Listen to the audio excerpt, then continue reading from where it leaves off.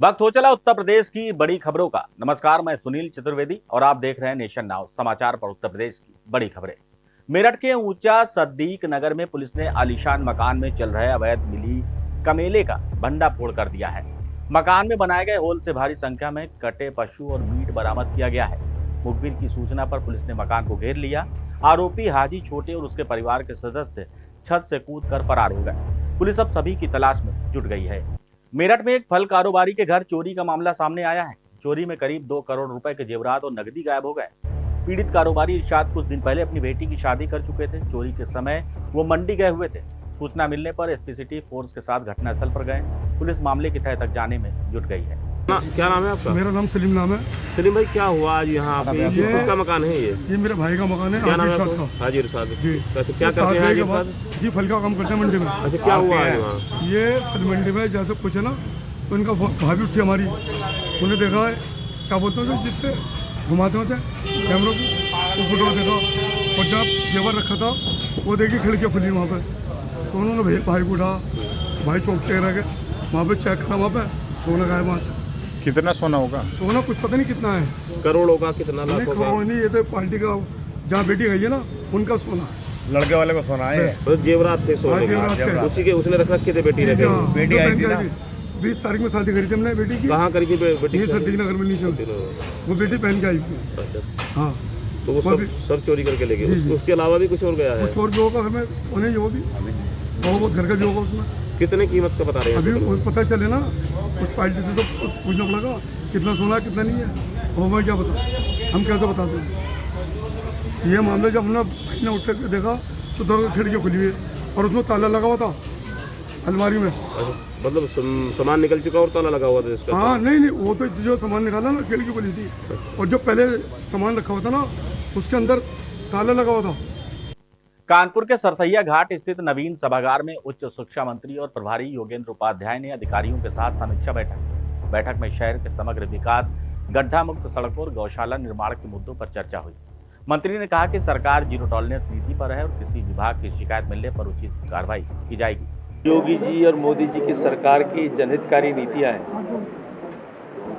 वो नीचे तक उतरे, इसके लिए प्रशासनिक सहयोग और जन प्रतिनिधियों का सहयोग, इसका कैसे प्रभावी कार्य किया जाए जिससे कि अधिक से अधिक लाभ जनता को उन योजनाओं को मिले जो कि सरकार चाहती है।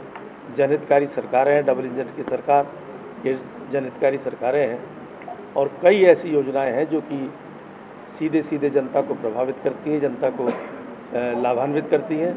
तो उनका समन्वय से और अच्छा काम चल रहा है कानपुर में, लेकिन और अच्छा चले तो उसके लिए आपस में महीने भर में मिलें एक बार ज़रूर अपने जनप्रतिनिधि अधिकारी लोग, यह तय हुआ है।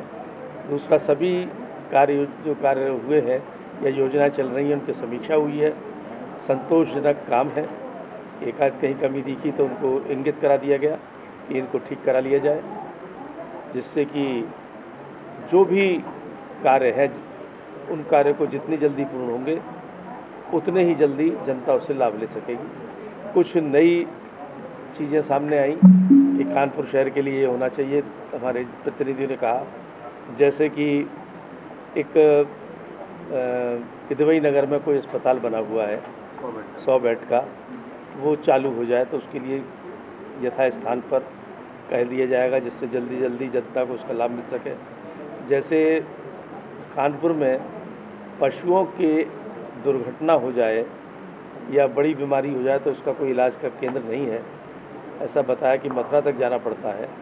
तो माननीय मुख्यमंत्री जी से अपेक्षा करेंगे कि कानपुर जैसे महानगर में ऐसी भी कोई व्यवस्था बन जाए जिससे कि इतनी दूर न जाना पड़े। ऐसी कई सुझाव भी आए अच्छे, और जो योजनाएं आई हैं जो पहले से, उनको नीचे तक कैसे उतारा जाए इसकी चर्चा। अमेठी में एक युवक द्वारा दबदबे वाली रील बनाकर सोशल मीडिया पर वायरल कर दिया गया। सार्वजनिक जगह या थाना परिसर किसी भी स्थान पर रील बनाने की आदत से युवाओं पर कानून व्यवस्था पर सवाल उठ रहे हैं। वायरल वीडियो मोहनगंज कोतवाली गेट के सामने बनाया गया है। इस घटना ने सोशल मीडिया पर चर्चा और चिंतन को जन्म दे दिया है। वहीं स्थानीय प्रशासन भी स्थिति पर नजर रखे हुए है।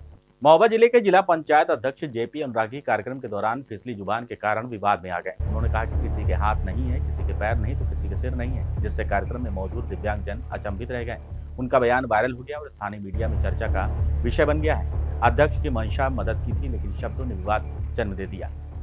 आज विश्व विकलांग दिवस के अवसर पर विकलांग समिति के नेतृत्व में, जिसके अध्यक्ष अपने प्रदेश अध्यक्ष मुकेश भारती द्वारा एक ज्ञापन दिया गया है। आज उनका यहाँ एक धरना प्रदर्शन भी है, जिसमें मैं भी सम्मिलित रहा, जिसमें उनकी जो प्रमुख मांगे हैं एकदम जायज़ लगती हैं।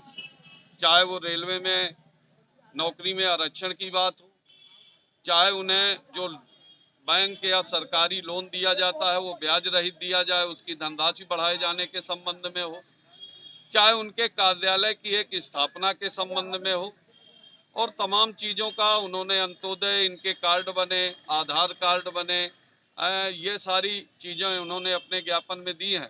निसंदेह मानवीय आधार पर उनके ज्ञापन में जो समस्याएं दी गई हैं उन पे मानवीय आधार पर सरकार को भी विचार करना चाहिए, यहाँ के प्रशासन को भी विचार करना चाहिए। और जिला पंचायत अध्यक्ष होने के नाते मैं निसंदेह ऐसे दिव्यांग भाइयों के लिए अपने जिला पंचायत से क्या कर सकता हूँ वो मैंने उन्हें आश्वासन दिया है। भविष्य में जो जिला पंचायत की जो भी दुकानें खाली होंगी, आवंटित होंगी, सबसे प्राथमिकता के रूप में दिव्यांग भाइयों को ही दी जाएंगी। इनके साथ हमें खड़ा होना पड़ेगा ताकि ये लोग भी समाज की मूल धारा में शामिल हो सकें।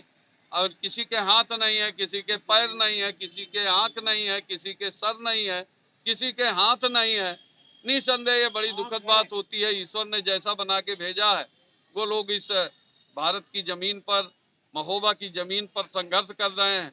लेकिन हाँ, हम लोगों को इनके साथ खड़े होकर इनकी समस्याओं को सुनना चाहिए और इनकी जो जायज़ मांगे हैं निसंदेह उन पर काम सरकार को करना चाहिए, प्रशासन को करना चाहिए। आज इस अवसर पर मेरा यहाँ आना हुआ, सभी दिव्यांग भाइयों से मिलना हुआ।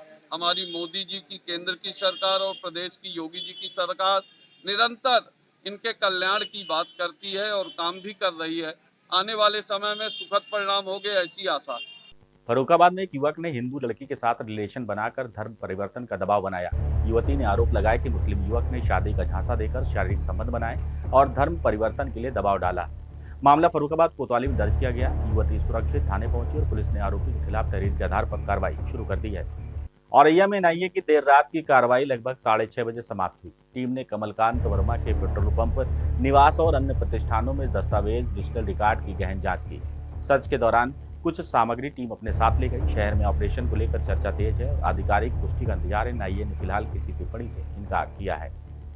मेरठ के सदर थाना क्षेत्र में एलएलबी छात्र केशव की अज्ञात बदमाशों ने गोली मारकर निर्मम हत्या कर दी। गंभीर रूप से घायल युवक को अस्पताल ले जाया गया, जहां उसकी मौत हो गई। घटना के कारण स्पष्ट नहीं है। पुलिस ने शव को पीएम के लिए भेजा है और आसपास के सीसीटीवी फुटेज और गवाहों से जानकारी जुटा रही। मामला जांच में लगा हुआ है। अमरोहा के चंदनपुर में किसान नेता दिग्विजय भाटी ने कथित रूप से बैंक में घुसकर गुंडागर्दी की। लोन में छूट दिलाने के नाम पर बैंक मैनेजर पर दबाव डाला और मारपीट की। घटना का लाइव वीडियो सोशल मीडिया पर अब वायरल हो रहा है। पुलिस ने भाटी और उसके सहयोगियों के खिलाफ सरकारी कार्य में बाधा, मारपीट और अभद्र भाषा के तहत मामला दर्ज किया है। जांच जारी है। जालौन के उरई कोतवाली क्षेत्र में अज्ञात कारणों से 3 दुकानों में भीषण आग लग गई। दूध dairy, mobile computer, auto parts की दुकानें पूरी तरह से जलकर स्वाहा हो गई। आग की चपेट में लाखों का सामान राख हो गया। स्थानीय लोगों में हड़कंप मच गया।